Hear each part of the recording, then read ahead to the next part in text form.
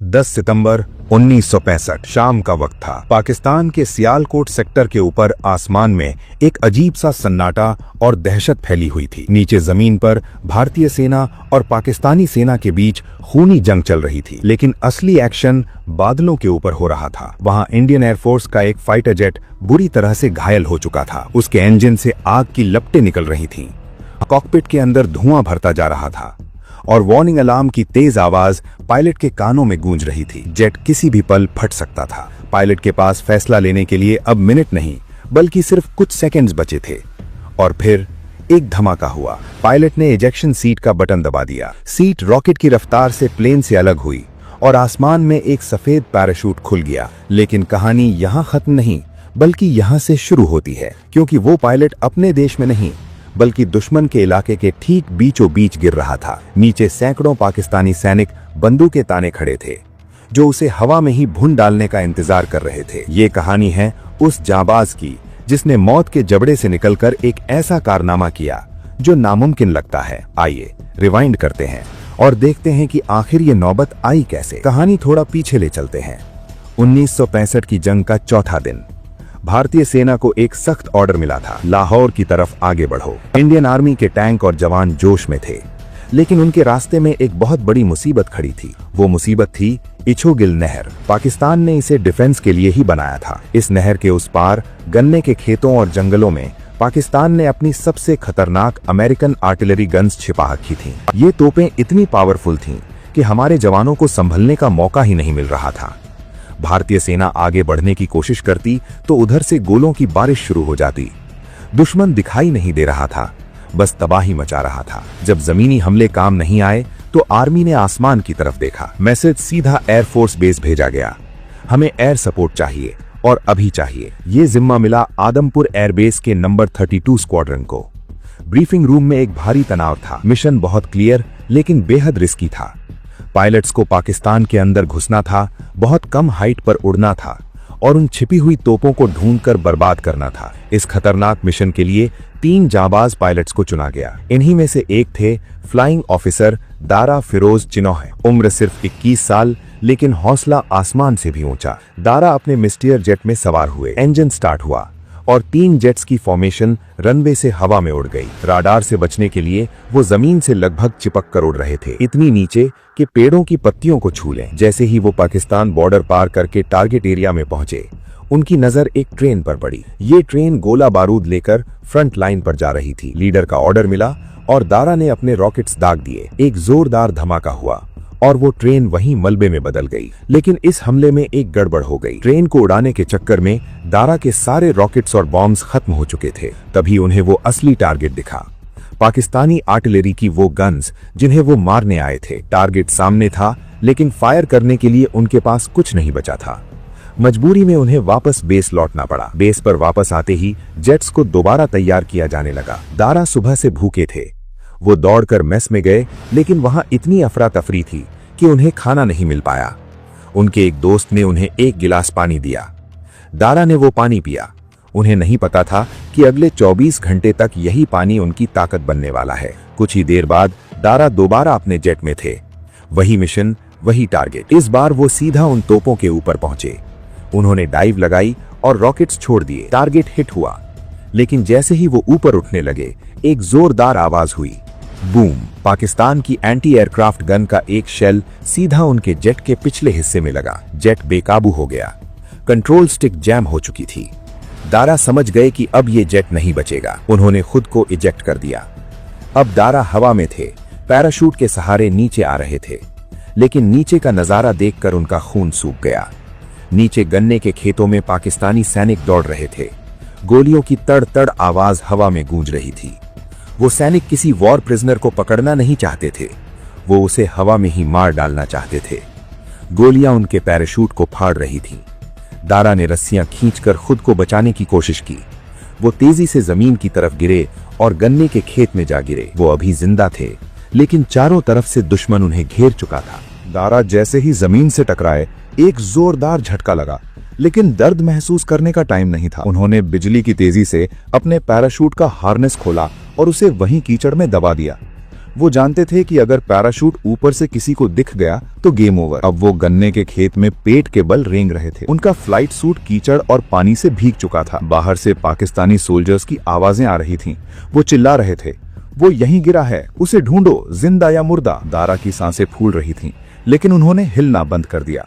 वो कीचड़ में एकदम मूर्ति की तरह जम गए। सोल्जर्स उनके इतना करीब थे कि दारा उनके बूट्स की आवाज सुन सकते थे। मौत उन्हें छू कर निकल रही थी।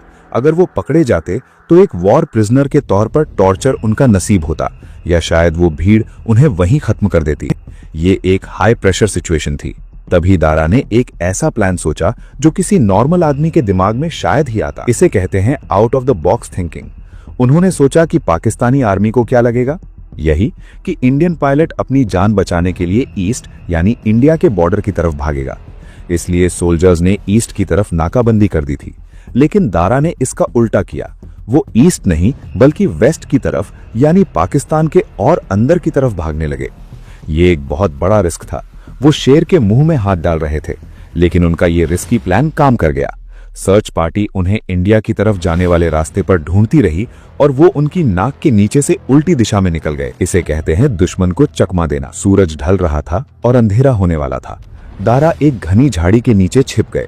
अब उन्हें अपने पास मौजूद सबूत मिटाने थे। उनके पास फ्लाइट मैप्स थे, कुछ सीक्रेट कोड्स थे और उनकी जेब में कुछ पर्सनल पेपर्स भी थे। अगर ये पेपर्स दुश्मन के हाथ लग जाते तो इंडियन एयरफोर्स के कई राज खुल सकते थे। दारा ने अपनी जेब से एक सिगरेट लाइटर निकाला। उन्होंने एक छोटा सा गड्ढा खोदा और एक एक करके सारे डॉक्यूमेंट्स जला दिए। जब सब कुछ राख बन गया तो उन्होंने उसे मिट्टी में दबा दिया। अब उनके पास सिवाय उनकी वर्दी और एक रिवॉल्वर के कुछ नहीं था। अंधेरा गहरा हो चुका था।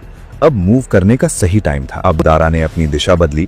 उन्होंने आसमान में तारों की पोजीशन देखी और नॉर्थ ईस्ट की तरफ यानी अपने घर भारत की तरफ चलना शुरू किया। लेकिन ये सफर आसान नहीं था। उन्हें गांव से दूर रहना था। जब भी किसी गांव के पास से गुजरते वहां के कुत्ते भौंकने लगते। कुत्तों की आवाज सुनकर दारा का दिल जोर से धड़कने लगता। उन्हें डर था कि कहीं गांव वाले जाग न जाएं। इसलिए वो मेन रास्तों को छोड़कर खेतों और झाड़ियों के बीच से चल रहे थे। उनके भारी फ्लाइंग बूट्स कीचड़ में धंस रहे थे। चलना मुश्किल हो रहा था। ऊपर से भूख और प्यास ने उनकी हालत खराब कर दी थी। 20 घंटे से ज्यादा हो चुके थे और उनके गले से पानी की एक बूंद नहीं उतरी थी। गला सूख कर कांटा हो गया था। डिहाइड्रेशन की वजह से चक्कर आ रहे थे। रास्ते में उन्हें कई छोटी नहरें और पानी के गड्ढे मिले, लेकिन वो पानी इतना गंदा और बदबूदार था कि कोई जानवर भी उसे न पिए। लेकिन सर्वाइवल के लिए इंसान कुछ भी कर सकता है। दारा ने उसी गंदे पानी को अपनी हथेलियों में भरा और पी लिया। वो पानी किसी अमृत से कम नहीं लगा। इसने उन्हें आगे बढ़ने की थोड़ी ताकत दी। वो लगातार चलते रहे, कभी रेंगते हुए, कभी दौड़ते हुए। उनके पैरों में छाले पड़ चुके थे। दर्द असहनीय था, लेकिन उनके दिमाग में सिर्फ एक ही इमेज थी, उनकी पत्नी मार्गी और उनका परिवार। उन्हें याद आया कि कैसे 1942 में उनका परिवार रंगून से जान बचाकर भारत आया था। वो सर्वाइवर थे, वो हार नहीं मान सकते थे। करीब 5-6 घंटे लगातार चलने के बाद रात के सन्नाटे में उन्हें सामने कुछ दिखाई दिया। एक पक्की सड़क। ये एक हाईवे था। दारा समझ गए कि ये अमृतसर बटाला हाईवे हो सकता है। इसका मतलब वो बॉर्डर के बहुत करीब थे या शायद बॉर्डर पार कर चुके थे। लेकिन खतरा अभी टला नहीं था। वॉर जोन में फ्रेंडली फायर का डर सबसे ज्यादा होता है, यानी कहीं अपनी ही आर्मी उन्हें दुश्मन समझकर गोली न मार दे। अंधेरे में कोई पहचान नहीं सकता कि सामने वाला अपना है या पराया। दारा ने एक गहरी सांस ली और सड़क की तरफ कदम बढ़ाया। उन्हें नहीं पता था कि अगले ही पल उनका सामना मौत से होने वाला है, और इस बार बंदूक दुश्मन की नहीं बल्कि अपनों की होगी। सड़क के किनारे एक पुराना कुआं वेल दिखाई दिया। दारा वहां रुके। उन्होंने बाल्टी डालकर पानी निकाला और जी भरकर अपनी प्यास बुझाई। फिर बचा हुआ पानी अपने सिर पर डाल लिया ताकि थोड़ा रिलैक्स महसूस करे। तभी अंधेरे में एक कड़क आवाज गूंजी, हॉल्ट। कौन है वहाँ? दारा समझ गए कि सामने भारतीय सेना की पेट्रोलिंग पार्टी है। उन्होंने तुरंत अपने हाथ ऊपर कर दिए और चिल्लाए, मैं एक इंडियन पायलट हूँ, डोंट शूट। झाड़ियों से इंडियन आर्मी के जवान निकले। उनकी राइफल सीधे दारा की छाती पर तनी हुई थी। टॉर्च की रोशनी उनके चेहरे पर पड़ी।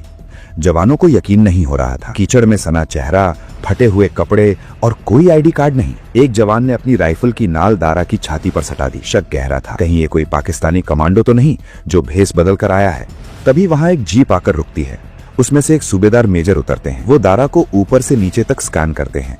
शक अभी भी बरकरार है। सूबेदार मेजर इशारा करते हैं, इसे जीप में बैठाओ, हेडक्वार्टर ले जाएंगे। दारा जीप की पिछली सीट पर बैठते हैं। उनके बगल में एक जवान बैठता है जिसकी स्टेन गन की नली सीधे दारा की कनपटी पर है। जीप स्टार्ट होती है।